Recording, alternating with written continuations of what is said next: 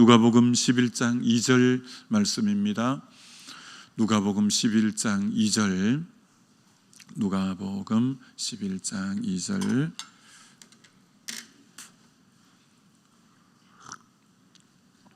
한음성으로 우리 같이 봉독합니다. 예수께서 이르시되 너희는 기도할 때 이렇게 하라. 아버지여, 이름이 거룩히 여김을 받으시오며 나라가 임하시오며. 아멘. 오늘 설교 제목은 거룩은 하나님의 최고의 속성입니다 라는 제목으로 말씀 증거하고자 합니다. 하나님의 이름이 거룩히 여김을 받으시오며, 이 존 칼빈은 이 기도를 일컬어서 우리 믿는 사람을 통해서 하나님의 거룩함을 드러나게 해달라고 하는 기도다. 우리 믿는 사람을 통해 하나님의 이 거룩함이 드러나게 해달라고 하는 기도가 이 기도다, 이렇게 말을 했습니다. 하나님의 여러 속성이 많은데 그 중에 최고의 속성을 일컬어 거룩이다, 이렇게 말합니다. 히브리 문학에서는 이제 이스라엘이 히브리어를 쓰고 그 히브리 문학이라고 하는데, 그들에게 가장 강조할 때는 단어를 이어서 3번 쓰는 용법을 씁니다. 그래서 이사야 6장이나 계시록에 하나님을 거룩하다, 거룩하다, 거룩하다, 이게 3번 연달아 이렇게 할 때가 최고조를 나타낼 때, 그 언어의 최상의 의미를 표현할 때 단어를 연속으로 3번 쓰는 거예요. 이게 하나님의 거룩함을 이제 드러낼 때 거룩하다, 거룩하다, 이 거룩하다, 이렇게 그 정도로 하나님의 여러 속성 중에 최고의 속성이 이 거룩이다, 이렇게 말할 수 있는 거죠. 반면에 이 사단, 마귀, 귀신들은 거룩하고는 정반대적 개념이죠. 예수님이 사복음서에서 귀신을 쫓아낼 때 꼭 그 앞에 수식어가 하나 들어가는데, 이 더러운 귀신아 그 몸에서 나가라.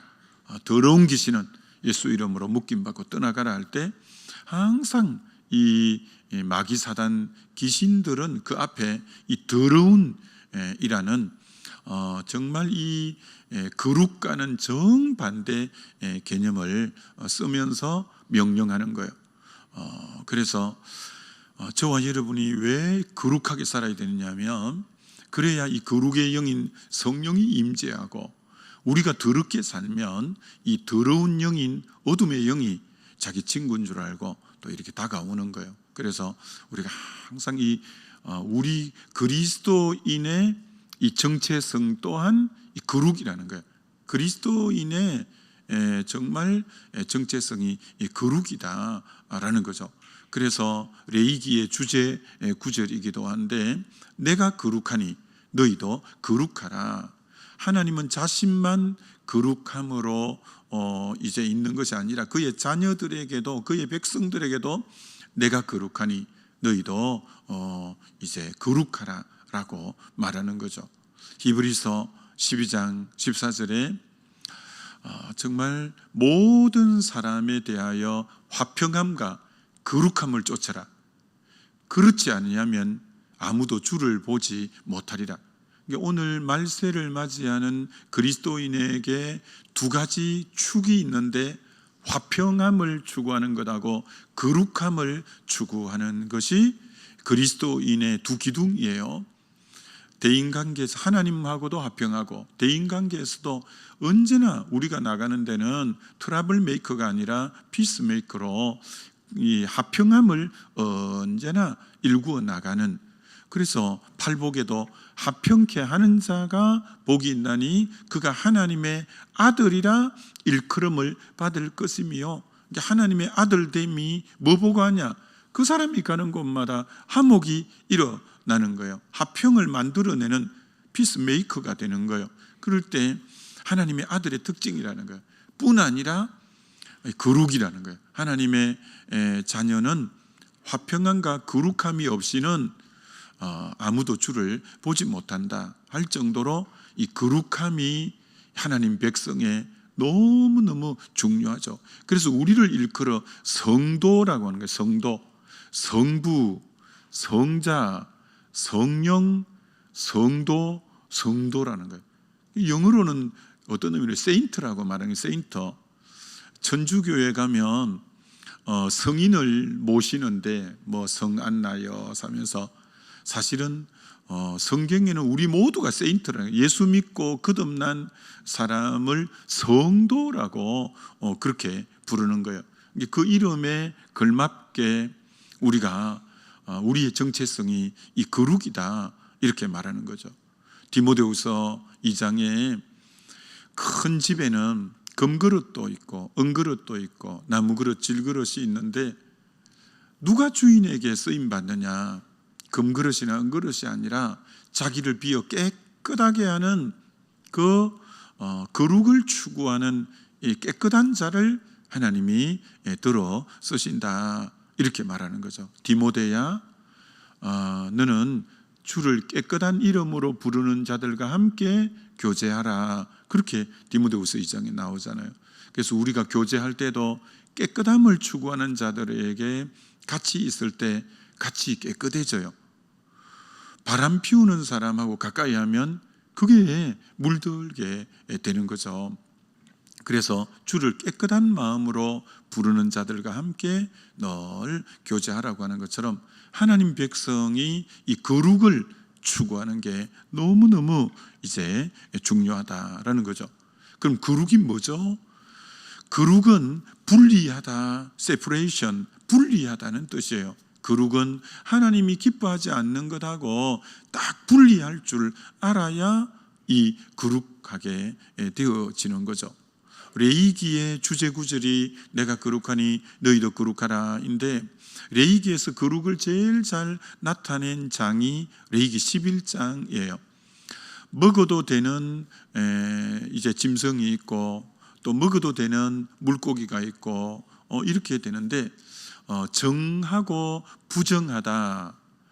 뭐가 정하고 부정한 거냐? 이 거룩하고 정한 것은 굽이 갈라져 쪽발이 나야 된다는 거예요. 분리가 됐다는 거예요. 거룩은 아까 분리라고 한 것처럼 굽이 갈라져야 된다. 굽이 갈라져야 된다. 물고기 중에서는 같이 물 속에 살아도 물과 구별되는 비늘이 있어야 된다. 비늘이 있어야 된다. 우리가 세상 속에 있지만 딱 전신갑주에 비늘이 있어야 된다. 그리고 분명히 굽이 갈라진 구별됨이 있어야 된다.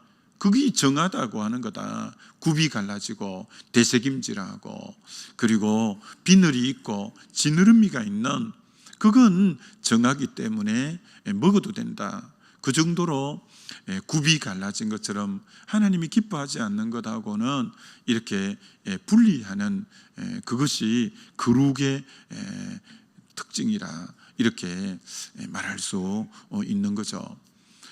그래서 절하고 이제 교회하고 차이점이 불교의 절은 계속 산속으로 속세를 떠나 심신상골로 들어가는 거예요. 그러나 주님은 그러면 안 된다는 거죠. 너희는 세상 속에 세상의 빛이다. 너희는 세상의 소금이다. 너희들은 세상 속으로 들어가라.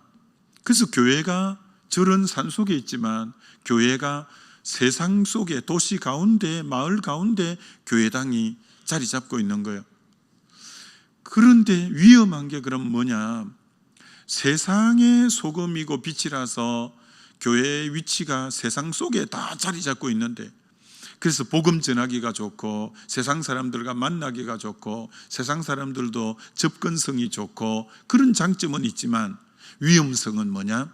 세상 속에 있으니까 세상에 물들기가 쉽다는 위험성이 언제나 교회는 도사리고 있는 거예요. 교회가 늘 깨어있고 신앙이 깨어있어야 될 것은 세상 속에 빛과 소금이기 때문에 위험성이 물들기가 쉽다는 흔히 말한 세속화가 되기 쉽다는 것이죠. 그래서 그걸 이렇게 비유하잖아요. 세상을 물이라고 한다면 교회는 배와 같은 거예요. 배가 산속에 있어 갖고는 뭐 배가 의미가 없죠. 산속에 배가 왜 필요하겠어요? 배는 반드시 강이나 그 바다에 배가 필요한 것처럼 배는 항상 물 가운데 있어야 되는 거죠. 물 곁에 있어야 되는 거죠. 그런데 이 배는 물과 항상 같이 있어야 되지만 물이 배 안으로 들어오면 침몰해버리는 거죠. 물이 배 안으로 들어오면 안 되죠. 참 그러니까 우리가 이 부분을 깨어 있어야 되는 거죠. 우리는 세상과 구별되지 않고 늘 같이 있어야, 세상 속에 있어야 되지만 세상이 우리 안에 들어오는 걸 일컬어 세속화라는 거죠. 세속화가 뭐가 세속화냐면 세상과 구별이 안 된다라는 거죠. 구별이 안 된다.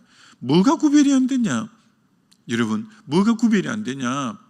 세상 사람들의 사고방식, 세상 사람들의 가치관, 세상 사람들의 생각하고 믿는 자의 생각하고 사고방식과 가치관이 똑같다면 그 사람은 이미 물들어버린 세속화된 사람이에요. 우리는 삶의 기준이 성경 말씀이 지난주에 했던 것처럼 캐논이 이 다림줄이잖아요. 이게 그러니까 우리 삶의 절대 기준, 유일한 기준이 말씀이죠. 우리는 말씀을 기준 삼아 살기 때문에 세상 사람들과는 가치관이 완전히 다른 거죠. 사고방식이 완전히 다른 거죠. 기업을 해도 기업의 목적이 이윤이지만 그 이윤 창출의 목적은 하나님이 주신 청지기로서 이 기업의 이윤을 통해 축복의 통로로서 하나님 나라를 위하여 사용하고자 하는, 똑같은 기업을 세상 사람과 같이 운영해도 우리가 기업을 운영하는 목적의식은 달라야 되는 거고, 우리 자녀들을 공부를 시켜도 세상 사람들과 동일하게 같은 대학을 보내고 할지 몰라도 우리 자녀를 양육하는 것은 정말 거룩하게 구별된 하나님의 자녀가 되어서 하나님 나라를 위하여 쓰임받기 위한 분명히 목적의식이 자기 호의호식하라고 그 대학을 보내고 그 일터로 가는 것이 아닌, 자녀 교육이 전혀 세상 사람과 다르지 않다면 그건 뭐 아닌 거죠.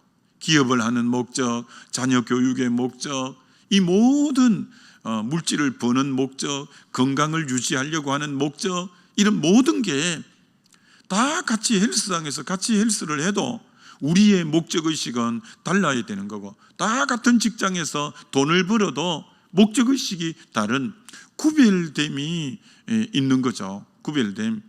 그래서 정말 이 구별이 없는 것이 이 세속하고 그게 타락이고, 그러면 하나님이 들어 쓰지 않는 거죠. 왜 하나님이 이 다니엘을 귀하게 들어 썼냐라는 거예요.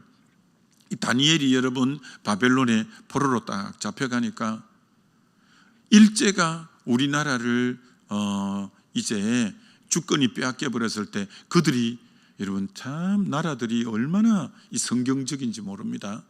바벨론에 잡혀가자마자 창시 계명부터 딱 했어요. 이름부터 바꿔요.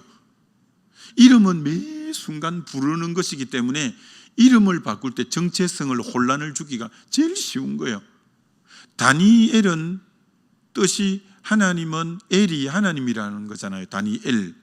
하나님은 심판하신다. 그래서 언제나 이름에 하나님이 붙어 있는 게 다니엘이에요. 하나님은 심판하신다. 그러니 너 늘 바로 살아야 돼. 하나님은 심판하시는 분이야. 이게 다니엘이에요. 근데 여러분 얼마나 저들이 사단이 지혜로운지 아세요? 벨드사살이라고 다니엘 이름을 바꾸는데 바벨론의 최고의 신 이름이 태양신 벨이에요. 벨이 사랑하는 자라는 뜻이 벨드사살이에요. 그러니까 다니엘 할 때 엘이라는 하나님 자가 붙어 있어서 언제나 그 부모가 이름을 지을 때 하나님을 기억하고 하나님은 널 심판한다는 거 기억하고 너 살아라 라고 그 이름 안에 하나님 자가 있는 엘을 붙였는데, 딱 바벨론 가자마자 그들의 최고 신인 벨이라는 이름을 딱 넣어서 벨드사살, 벨이 사랑하는 자, 벨이 사랑하는 자, 매번 부를 때 그렇게 불러봐요. 얼마나 이 정체성이 혼돈이 오겠어요.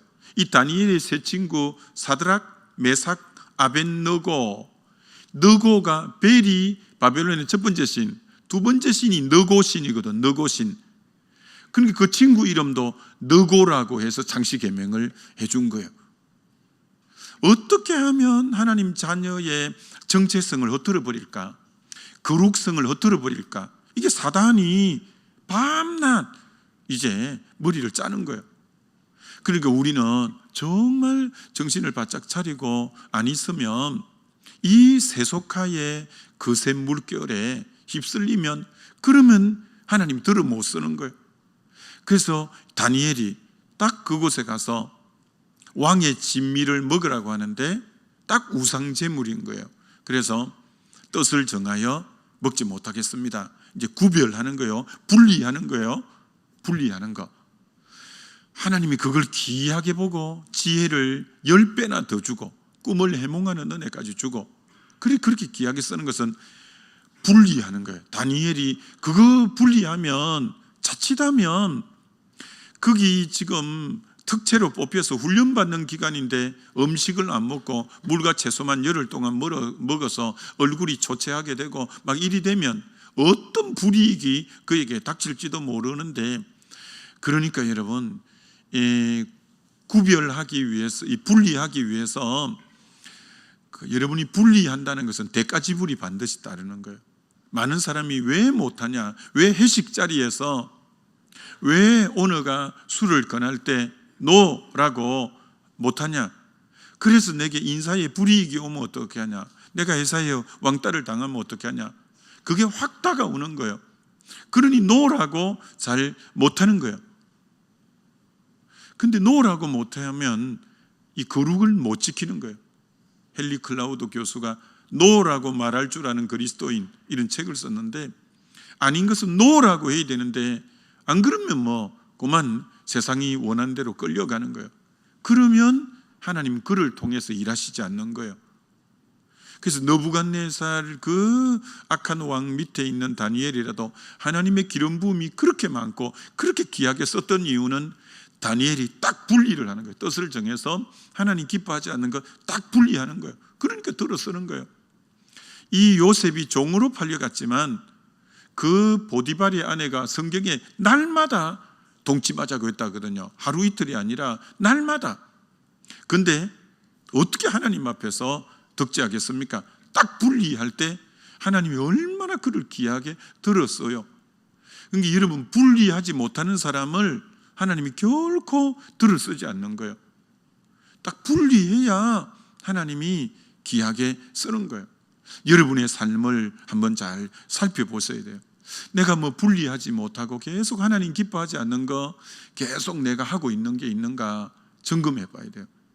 그거 TV를 너무 하루에 많이 보고 너무 유튜브 소체 같은 거 너무 많이 보고 그러면 안 돼요. 성경 보는 것보다 TV나 이 유튜브 보는 게 더 많으면 하나님 귀하게 못 들었어요. 오늘 생각해 봐요. 성경을 많이 보냐, TV를 많이 보냐, 유튜브를 많이 보냐, 그러면 하나님이 들어쓰기 힘들어요. 거룩하지 않고는 하나님이 들어쓸 수가 없다라는 거 알고 뭘 분리해야 될 건가? 여러분, 아브라함하고 조카 롯하고는 옆 동네에 살았어요. 왜 옆 동네에 사는 걸 알 수 있냐면 소돔 고모라에 유황불이 내려서 진멸할 때 연기가 연기처럼 올라가는 게 이 아브라함 눈에 보일 정도로 그 가시거리 안에 살았는데, 한 사람은 그렇게 거룩하게 살고 한 사람은 그 안에는 소금 기둥이 되고 그 두 딸은 완전히 술 문화에 그렇게 있고 아버지를 술을 먹여서 이게 이 조카 롯도 술을 즐겼던 것 같아요. 딸이 권한다고 또 술을 먹는 거 보면 술 먹는 것이 늘 길들어 있었던 모양이에요. 그래갖고 거기에서 출생한 게 암몬이고 모압인데 이스라엘에 두고 가시가 되고 그렇게 되잖아요. 분리하지 못하니까 그렇게 되는 거죠. 여러분, 중국에는 예수 믿는 사람이 1억 명을 넘어요. 참 아이러니하고 하게 문화혁명을 하면서 모든 미신을 다 척결하고 다 없앴던 거예요. 그 가운데 이제 교회가 지하로 내려갔는데 도리어 가정교회들이 생기고 하면서 교회가 막 1억 명으로 그 더러운 잡신들, 더러운 걸 싹 제거한 거예요. 그런 반면 여러분이 대만에 안 가봤는데 가보시면 알지만 온갖 이 우상 섬기는 것이 너무너무 많잖아요. 대만에는 복음화율이 너무 낮은 거예요. 거기는 정리정돈이 안 된 거예요. 너무 우상 숭배가 많아서 전도가 안 되는 거예요. 그리고 중국에는 도리어 역설적으로 복음이 너무 그 깨끗한 마음에 복음이 잘 이제 어떤 의미로 들어가는 거죠. 참 이처럼 여러분 이 분리하고 하는 것이 얼마나 우리에게 참 필요한가. 이러면 삼손이 하나님의 기름 부음이 있어서 문빗장 2개를 들어 올릴 정도로 엄청난 파워가 있고, 낙이 특배로 바벨론 사람을 블레셋 사람을 그렇게 쳐 죽일 정도로 엄청난 파워를 하나님이 허락하셨는데, 그가 그룩을 딱 이제 잃어버리니까 들릴라 무릎을 베고 머리 깎이고 두 눈 뽑히고 사람들에게 구경거리가 되고 그 말로가 비참하게 그렇게 되잖아요. 그런 것처럼 그룩을 잃어버리면, 지난날에 하나님이 삼손을 통해서 그렇게 귀하게 썼지만 그룩을 잃어버리면 하나님이 그를 들어 쓸 수가 없는 거예요. 하나님의 속성의 최고가 거룩이기 때문에 자기 자녀가 거룩을 잃어버리면 그에게 기름 부어서 쓰기가 너무 불편하기 때문에 쓸 수 없어요. 저와 여러분이 거룩을 지켜내지 않으면 하나님이 우리를 들어 쓸 수 없다는 거 알고 이 깨끗함을 유지해가는 것이 얼마나 우리의 신앙에서 필요한가라는 거예요. 그래서 우리의 절대 기준이 말씀이라는 것을 알고 세상과는 구별되게 살아야 돼요. 여러분, 어떤 철학자들은 인간이 만물의 척도다 이랬는데 그건 틀린 말이에요. 여러분, 만물의 척도가, 인간이 죄로 인해서 선한 것이 하나도 없고 다 치우쳐 한 가지로 무익하게 된 자인데 어떻게 인간이 만물의 척도가 되겠어요? 그래서 우리의 오직 척도는 하나님과 그의 말씀만이 우리의 절대 기준이죠. 여러분, 인간이 보세요. 우리나라만 해도 간통죄를 폐지했어요. 그리고 동성애를 합법화한 나라가 얼마나 많아요, 선진국들에. 그럼 그게 인간이 만물의 척도가 되면 간통을 자기 아내 외에 다른 여자와 그렇게 해도 그걸 죄인 줄 모르잖아요. 그게 만물의 척도가 된다면, 동성애를 합법화했으니까 그걸 죄인 줄 모르잖아요. 절대 여러분, 인간이 만물의 척도 아닙니다. 인간이 만물의 척도가 아닙니다. 오직 하나님 말씀만이 절대 기준이요 유일한 기준이 될 때 이 거룩이 지켜지는 거죠. 거룩이 지켜지는 거죠. 그래 하마르티아, 간역을 벗어나는 죄라는 게 이 거룩의 기준인 말씀에서 벗어나는 게 이게 죄라는 거죠. 어떻게 인간이 정한 법이 만물의 척도와 기준이 될 수 있겠는가라는 거예요. 그래서 이 거룩, 우리가 먼저 거룩해야 이 하나님의 이름이 거룩히 여김을 받으시오며 할 때 우리를 믿는 자를 통해 주의 거룩함을 드러내기 때문에 우리가 이 거룩을 유지하는 게 너무너무 필요하다, 이렇게 말할 수 있는 거죠.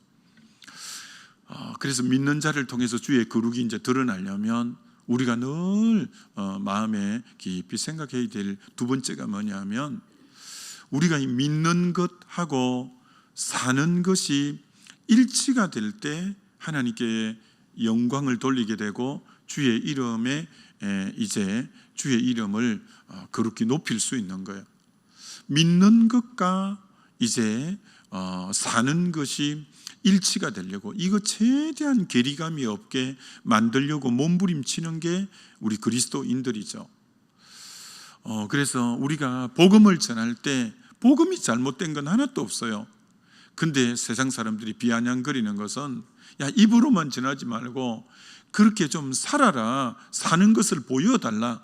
그래서 예수님 때 요한복음 1장에 복음 전할 때 와 보라, 크멘시 와 보라, 보여줄 게 있는 삶이 돼야 돼요. 보여줄 게 있는 게, 나 예수 믿고 이렇게 변화됐어, 예수 믿으니까 이렇게 새롭게 됐어. 믿는 것뿐 아니라 믿음으로 인하여 사는 것을 이렇게 보여줄 수 있는, 내가 세상과는 다르게 사는 것을 보여주는 그 모습이 필요하죠. 이름 참 부활장이라고 말하는 고린도전서 15장에 부활이 없다면 너희 믿음도 없것이요, 너희가 거짓 증인으로 발견될 것이요, 너희가 여전히 죄 가운데 있을 것이요, 쭉 내려가다가 맨 밑에 뭐라고 말하냐면은 부활이 없다면 너희가 이 세상 사람들 중에 제일 불쌍한 자로다, 이런 구절이 나오잖아요. 참 그 말이 묘하잖아요. 여러분, 부활이 없다면 우리가 왜 제일 불쌍한 자가 될까요? 부활이 없다면 우리 부활 때문에 주일도 저 어디 놀러 가지 않고 우리가 깨끗하게 구별되게 평생을 딱 이렇게 한 여자로 만족하고 다른 데 곁눈질 하지 않고 그렇게 사는 게 뭐예요? 부활이라는 게 있기 때문에 정도를 지키려고 하는 거잖아요. 그리고 우리가 모든 걸 하나님 뜻대로 살려고 몸부림치는 거고. 그런데 부활이 없이고 없어 봐요. 우리가 모든 절제하고 우리가 모든 그렇게 산 게 너희가 제일 불쌍한 자다. 그렇게 봄날에 그 여름에는 해수욕장에, 그 가을에는 단풍놀이에, 겨울에는 그 스키장에 오만 사람들이 그렇게 인산인해를 해도 너희들은 그 주일마다 예배당에 가고 늘 그렇게 한다고, 다 부활의 소망 때문에 이 땅에 절제하고 이렇게 살았는데, 부활이 없다면 너희가 세상에 제일 불쌍한 자다. 그러니까 여러분 중에 이렇게 사는 사람 진짜 못 사는 사람이라, 부활 없어도 믿을 거 하나도 없다? 뭐 이렇게 되면 그럼 세상 사람들은 거의 엇비슷하게 산다는 말이잖아요. 그러면 그건 잘못 살고 있는 거라. 진짜 부활이 없다면 불쌍하다 싶을 정도로 주님이 기뻐하지 않는 거 딱딱 쳐내고 주의 말씀 중심으로 딱 살아서, 야 진짜 저 사람 부활 없다면 야 인생 진짜 그렇게 싶어야 될 거 아니에요. 우린 그렇게 사는 것처럼 구별되게 이렇게 사는, 그것이 우리 믿는 자의 삶이라 이렇게 말할 수 있죠. 자, 그런데 이 주기도문의 이 첫 번째가 하나님의 이름이 거룩히 여김을 받는 건데, 의외로 많은 사람들이 자기 이름에 관심이 너무 많아요. 자기 이름이 조금 욕을 먹어봐요. 못 견디어하고 자기 이름이 조금 손상을 받아봐요. 너무 막 어쩔 줄을 모르지만 하나님의 이름이 모욕을 받으면 아무렇지도 않게 생각하고, 다윗을 하나님이 귀하게 썼던 이유가 그 전장에 딱 나가봤는데 아버지 심부름으로 그 이방 골리앗이 하나님의 이름을 그렇게 욕되게 해도 아무 반응도 안 하는 거예요. 다윗은 못 참는 거예요.